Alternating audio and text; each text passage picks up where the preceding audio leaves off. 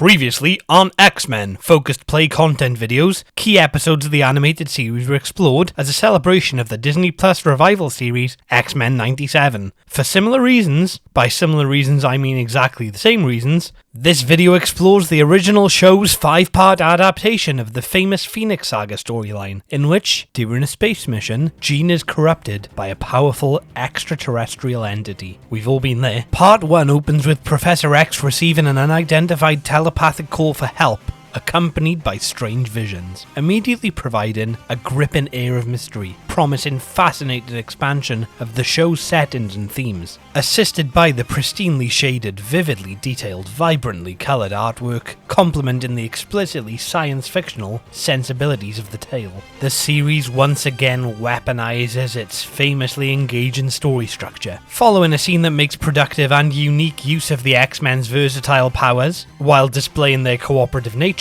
The episode concludes once a keen sense of peril is introduced, wisely building anticipation for the arrival of the Phoenix after the intriguing context is formed. Part 2 opens with the return from space and Jean having been influenced by the Phoenix. Boldly, the series opts to gradually display the effects, as opposed to immediately displaying them in the form of a repetitive, lengthy battle sequence. The Phoenix's level of control over Jean fluctuates, necessarily and subtly foreshadowing the fact that even the immensely powerful Phoenix's abilities are somewhat finite, and this decision introduces a layer of crucial believability to the fantastical story while skillfully maintaining tension. It's also accurate. Every time I've been corrupted by an immensely powerful outer space entity, I've found their control over me to be fairly inconsistent. Meanwhile, subdued, organic, character-driven drama unfolds while insightful humour is strategically incorporated, primarily courtesy of Beast, who briefly wears a Howard the Duck t-shirt.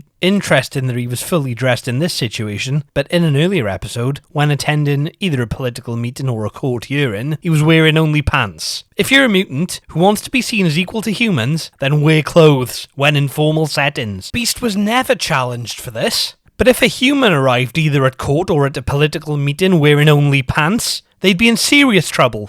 I learnt the hard way. The following chapters productively reuse established characters while purposefully introducing several immediately identifiable distinctive newcomers, providing surprising, considered character depth, while entertainingly elaborating on the sci-fi elements and creating an expansive, evolving, conflict-fueled narrative while maintaining a sense of human drama amidst the intrigue and fantasy. In a particularly admirable example of dramatic irony, Cyclops' father Corsair enters the story, and yet both characters remain unaware of their biological connection, building anticipation for future episode storylines. Following an earned, dynamic, and tense action sequence, a satisfying, fitting, intelligent conclusion to this 5-part story arc is reached. One minor issue is that Jean Grey, at least as portrayed in this series, is a fairly bland character, so the anxiety felt by the cast is never fully shared with the viewer. I was slightly relieved that she was being corrupted actually, because it resulted in her finally showing some semblance of a personality. I'm sorry Jean, that was harsh. I think I've been corrupted by the Phoenix. And thankfully this issue is seemingly being rectified by X-Men 97,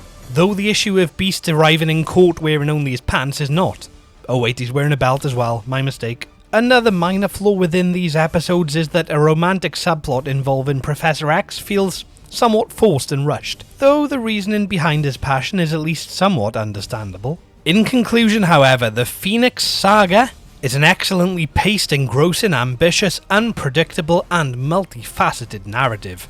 Thanks for watching, and if I don't see you next time, I'll assume you're either attending a political meeting or a day in court. If you insist on turning up in pants with no outer garments, at least wear a belt. When the Pick of Destiny was released, it was a bomb, and all the critics said that the deal was done. The sun had set, and the chapter had closed, but one thing no one thought about was that the D would rise again just like the Phoenix.